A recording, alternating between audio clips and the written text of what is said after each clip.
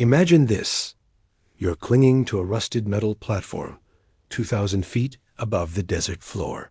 The wind whipping around you like a savage beast, and one wrong move could send you plummeting to your death.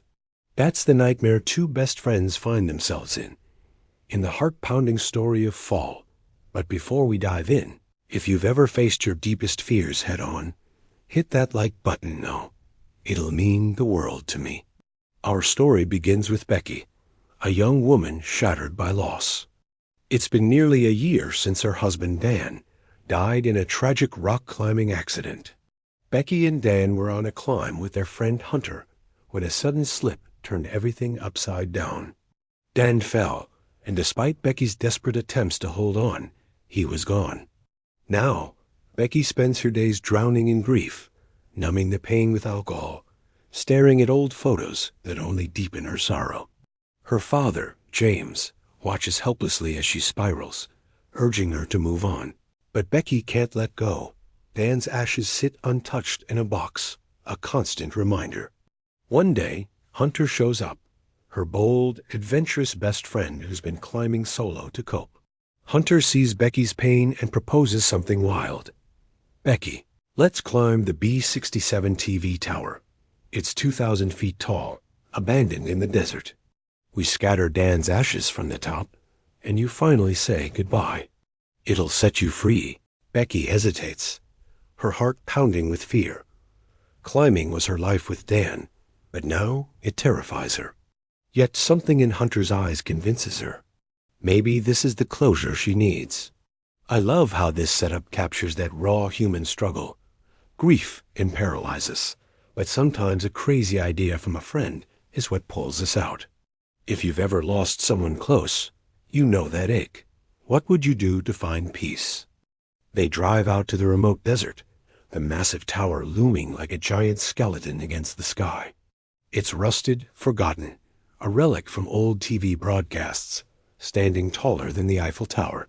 Becky stares up, doubt creeping in, but Hunter's enthusiasm pushes her forward. They gear up with harnesses, ropes, and Dan's ashes in Becky's backpack.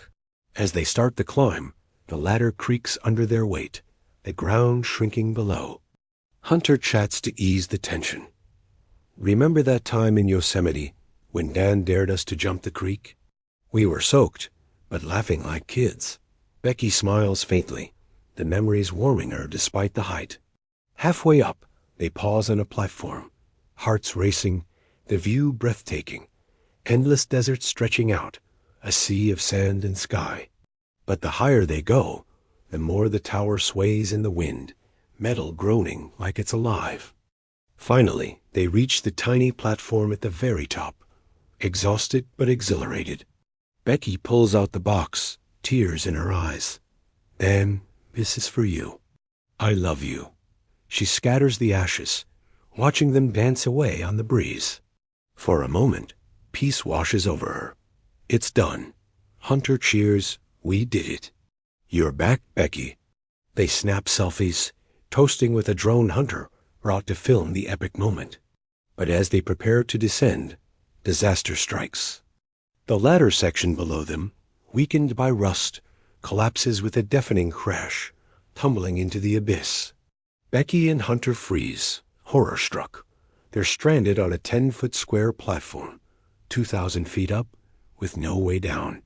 The ladder pieces are gone, leaving a massive gap to the next section far below. Panic sets in. Becky screams, "What do we do? We're trapped." Hunter tries to calm her. "Okay, breathe. We have our phones. Call for help." But up there, no signal. The tower's isolation is total. They shout for help, but the desert is empty. A distant diner they passed is miles away. As the sun beats down, dehydration hits fast. No water, no food, just the relentless heat. Hunter spots vultures circling below, ominous shadows waiting. I have to say, this moment is chilling. It reminds me how quickly adventure can turn to nightmare. Have you ever been in a situation where one mistake changes everything? Share in the comments. I'd love to hear stories. They improvise. Hunter lowers the drone with a message tied to it. Help, stranded on B-67 tower. But it crashes into the tower, battery dead. Becky's phone slips from her hand, plummeting down, gone forever. Night falls, the temperature drops, wind howling like ghosts. Huddled together, they share stories to stay sane. Hunter confesses, Becky, I miss Dan too. He was like a brother to me. But Becky senses something off in Hunter's voice, a hidden pain. The next day, desperation grows. They're burned by the sun, lips cracked. Hunter has an idea. Use their shoelaces and rope to lower Becky's backpack with Hunter's phone inside, padded by a bra, down to where signal might reach. Becky dials 911 before sending it. If it hits ground, maybe it'll connect. They lower it carefully, hearts in throats. It reaches the base, signal. But the call drops after a garbled message. Did help here? They wait, hope fading. Vultures arrive, drawn by a dead dog at the base. Gruesome, but it gives Hunter a dark idea. She shoots one with a flare gun they have, hoping the flash signals help. But no rescue comes. As days drag, hallucinations begin. Becky sees Dan, hears his voice. Hold on, love. Her grief resurfaces, raw and intense. Hunter reveals the truth in a tearful confession. Becky, I had an affair with Dan. It was a mistake, before the accident. I'm so sorry. Becky reels, betrayal cutting deep. How could you? You were my friend. The friendship fractures, trust shattered at the worst time. This revelation hits hard. It's that emotional gut punch that makes the story so real. Betrayal on top of survival. If you were Becky, could you forgive? Let me know below. Weakened, Hunter slips while trying to retrieve the bag, falling but catching herself. Barely. She climbs back, but her leg is gashed, blood soaking her clothes. Infection sets in. Hunter grows feverish, delirious. Becky tends to her, but it's hopeless without help. One night, Hunter seems to rally. We have to try again. Lower me down to the next platform. But in the struggle, Hunter falls, or does Becky push her in rage? Hunter's body hits the platform below, motionless. Becky screams in horror, alone now. But wait, twist. Hunter had died earlier from her wounds.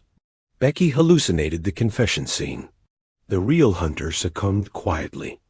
Becky realizes this, grief multiplying. In a final act of survival, Becky stuffs her phone into Hunter's shoe, padded with flesh from the wound. Gruesome, but it might cushion the fall. She drops it to the base. Dad, it's Becky. On B-67 tower. Send help. I love you. The phone survives. Signal connects. Rescue is called. Helicopters arrive at dawn, airlifting Becky to safety. She wakes in hospital, her father by her side.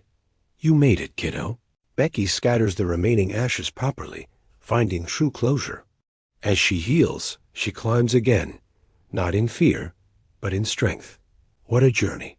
Fall shows us that facing heights isn't just physical, it's emotional, about letting go and surviving betrayal. I found Becky's resilience inspiring. It makes you think about your own limits. If this story moved you, subscribe for more thrilling tales, and tell me what's the scariest height you faced. Thanks for watching. See you next time.